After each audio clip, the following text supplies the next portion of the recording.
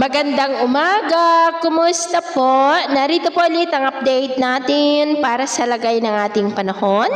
Ngayong umaga po ng July 20, 2026. Sa ngayon po ay nananatili pa rin na may isang LPA sa malayong silangan pero sa ngayon ay hindi pa po yan banta sa ating bansa.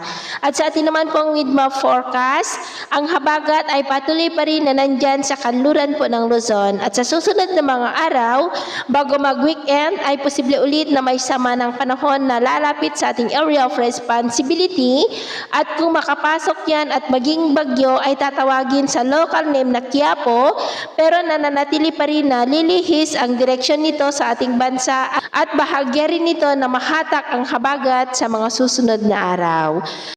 At ito naman po ang pinapakita ng forecast model natin pong ginagamit hanggang po sa susunod na 2 linggo. At sa lagay ng ating panahon, ngayong madaling araw ay maayos naman ang panahon sa malaking bahagi ng bansa pero may tsansa ng mga isolated rains sa ilang bahagi po ng Tarlac, Zambales, Bataan, ilang bahagi ng Metro Manila, northern part ng Palawan, Iloilo, Masbate, Bacolod, northern part ng Cebu, Ormoc, at dyan po sa may Zamboanga del Sur. At mamaya ay sisikat ang araw sa malaking bahagi ng bansa, mainit at maalinsangan ang panahon, pero may chance pa rin ng maulap na kalangitan na minsan ay may mga pulo-pulo na mga pag-uulan sa ilang bahagi po ng Coron, Iloilo, Holosulu, Tawi-Tawi, Zamboanga del Sur, at ilang bahagi po ng Lanao del Sur. At mamayang hapon, mas maraming lugar ulit ang makakaranas ng mas maulap na kalangitan with isolated rains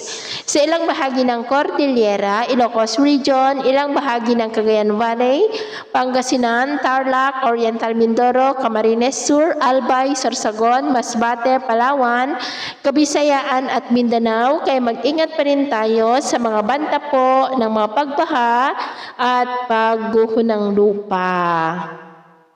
At sa atin naman pong mga baybayin, wala po tayong nakataas na gale warning signal sa ngayon, pero iba yung pag-ingat lamang po kung papalaot tayo para mas makaiwas sa mga sakunang pangkaragatan.